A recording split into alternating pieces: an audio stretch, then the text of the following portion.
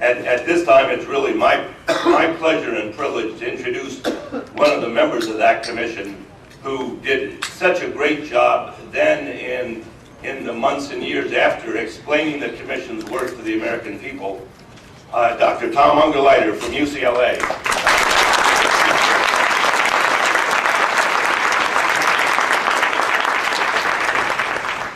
Thanks, Gordon. It's nice to be here.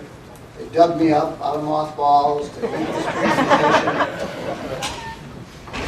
I haven't seen as high spirits since the Summer of Love in '68 here.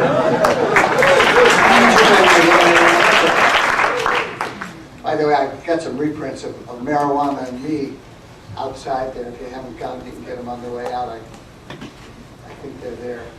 And I also want to say that there were some other exciting and interesting things going on in addition to the crucial ones Gordon mentioned. NORML started at that time, late '71. The first drug czar's office began then. Delta-9 THC was isolated just a couple of years before. There were no pills, no way to give it at that point, but there were a number of things happening. And I was at UCLA seeing drug patients. Fellow Timothy Leary was bringing in his bad trips from LSD. He had 200 people and a group of dogs that were taking LSD. And we didn't handle the dogs, but we did handle some of the adverse reactors. And all of a sudden, I found myself 3,000 miles away in Washington on something called the National Drug Commission. National, created by the Congress, not wanted by the President. And that was an interesting saga, which I'm going to very briefly describe along with our recommendations. Let me just say that the response to the appointment, the first thing was I see a thing that says, Nixon's new Commission on Marijuana and Drug Abuse is already drawing fire for its hardline makeup. The UCLA psychiatrist Thomas Ungerleider lends a semblance of liberalism to the 9-member board. Now, right away I'm nervous. If I'm the liberal, there's trouble. In any case, but then it goes on to talk about our executive director, Mike Sonnenreich, who was chief deputy counsel of the Bureau of Narcotics, who wrote the Controlled Substances Act, who put marijuana in Schedule 1. And by the way, I just spent a couple days with Michael. He flew out from Washington because we're presenting a panel at the American Psychiatric. He and I got him to break his silence to come forward and talk about his role and the way he felt that marijuana in Schedule 1 was a temporary thing. Never dreamt that it would still be there now. Ever dreamt. Probably not even in Schedule 2, he would say. But anyway, that happened, and the same aging piece of paper says that a fellow named Keith Straub was starting a new organization called NORML. Now,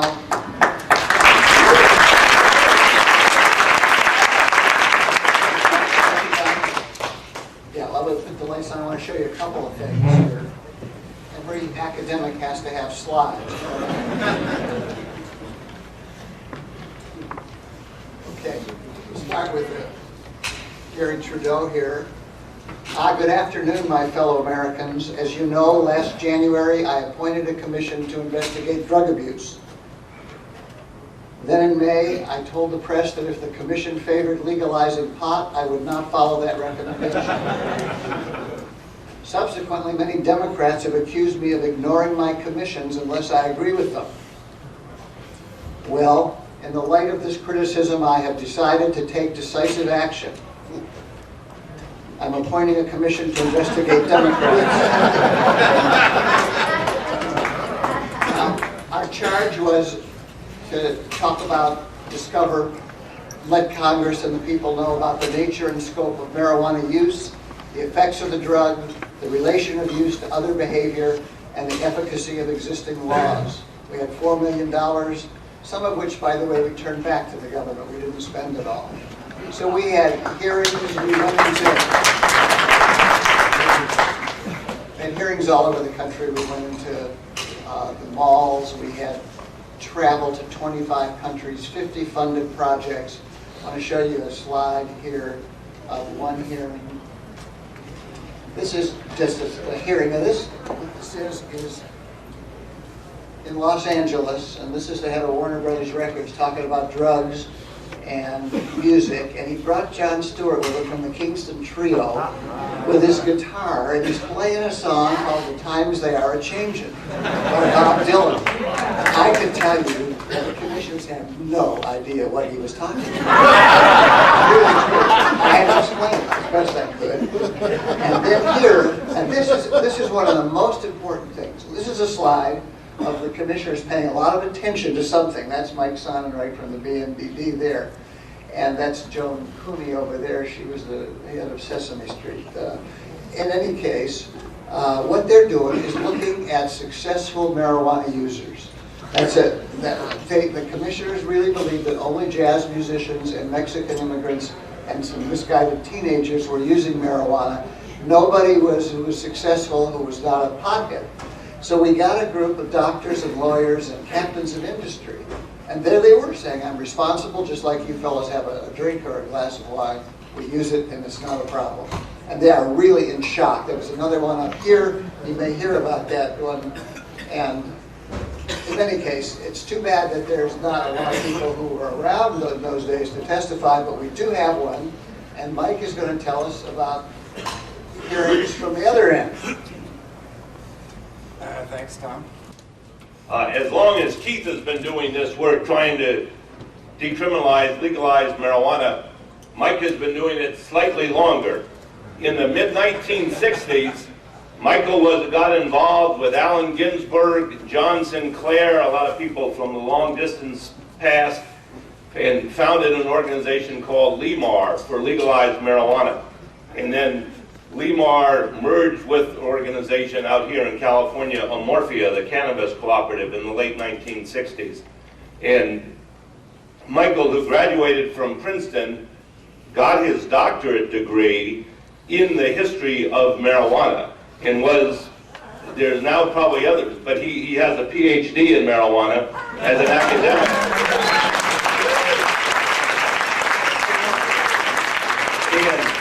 And has been doing this a long time. He's got an encyclopedic mind on marijuana, and it's really a pleasure to have him along with Tom Ungerleider on our panel here. So.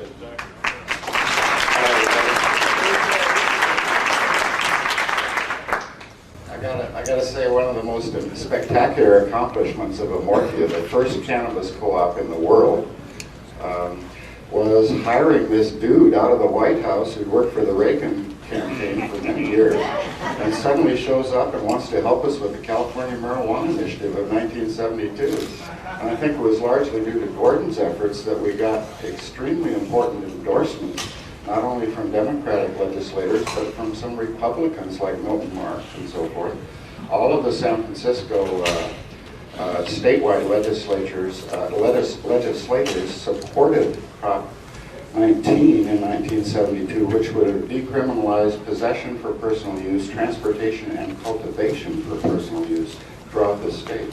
And what we did in 72 with that campaign, this was just after the commission report, was simply establish one simple fact, which was that there was a marijuana constituency, and in California it was 33% of the vote in favor of complete decriminalization in this state, working as a laboratory for social change for the rest of the nation. I regard that as the most important thing we did following the Marijuana Commission.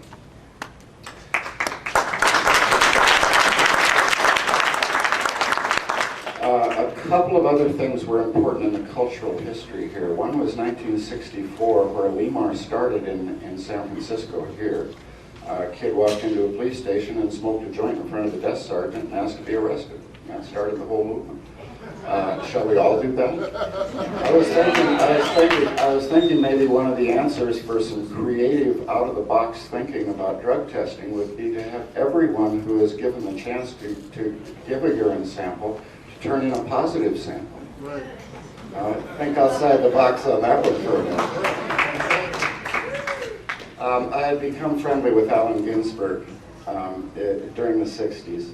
And he was the man who published the very first manifesto to end the bring down in Atlantic Monthly in November 1966, which is the first national publication about legalizing marijuana, written in Alfred Lindesmith's basement. I can just see this picture of Allen Ginsberg with all his hair. and Alfred Lindesmith sitting in Alfred's basement in Bloomington, Indiana, studying the Indian Hemp Commission. I mean, it's a beautiful picture. Alan started Lemar in New York City, and I started Lemar, called Lemar International in Buffalo in 1966, and have been working on, well, let's see, I think it's finally time for me to come out.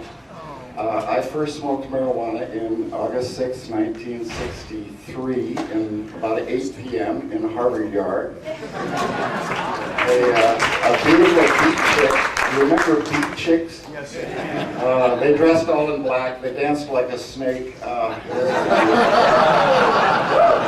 Betty was her name. Bless your heart, Betty. It changed my life. She hands me a joint. Said, "Have you ever tried this?"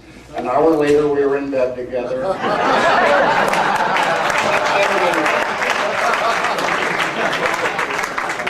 And I devoted my career mostly to marijuana reform ever since. Marijuana does knock down doors. Yeah, it certainly does. Let me talk just briefly. Do you want me? No, let's give it back to Tom, I think, and I'll talk about my own testimony a little bit later.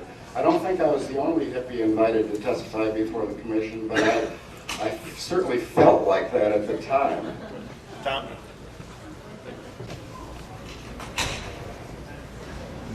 Okay, let me briefly run through a couple of things.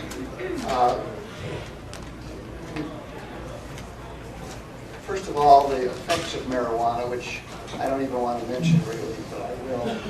What does marijuana do? So for some people, psychological dependence, driving problems, time, space, perceptual changes, question mark, a motivational syndrome, rare psychosis, no big deal. More important are what it doesn't do, that we were able to report on. No physical dependency, brain damage, fatalities, genetic defects, violence or aggressive behavior, escalation to other drugs, or major threat to public health or safety. So, based on that, we made a few recommendations, which I don't even want to dwell on because you know it was decrim. That for possession for personal use and casual distribution were no longer going to be offenses. And the contraband, that was a debatable thing, but the contraband, if marijuana is in public, it can be forfeited. Marijuana intoxication is no defense to any criminal act. And then at the state level, similar federal private possession clauses, public possession of unannounced, no offense, operating a vehicle, a problem. So anyway, those were the things. And to get there, very briefly, we took a look at social control policies. Do you want to approve something by legalizing, eliminate it, our current policy, be neutral or discouragement? We had a big debate between neutrality or discouragement, but we decided on discouragement of use, but not through criminal penalties. Here are discouragement policy alternatives. Current policy of total prohibition, the partial prohibition by decriminalization of use, and regulation, the legal distribution of the drug. And we decided on partial prohibition or decriminalization, and that was our report, and we gave it to the president. You want me to not go on at this point? No, I was going to ask you a question. Go ahead. When you're talking about the recommendations, Tom, I mentioned yesterday I saw somebody on television recently on Politically Incorrect with Bill Maher, and the question of the National Commission on Marijuana came up, and one of Bill's guests said, well, the recommendations of that commission don't mean anything anymore. The marijuana they were talking about in 1972 was so light and so low in THC that it bears no resemblance to what kids, of course, always kids are smoking today. And that if they were dealing with marijuana today, that commission would not have come out with the same results. I'm just curious how you respond to an observation like that about how viable the commission's recommendations are today.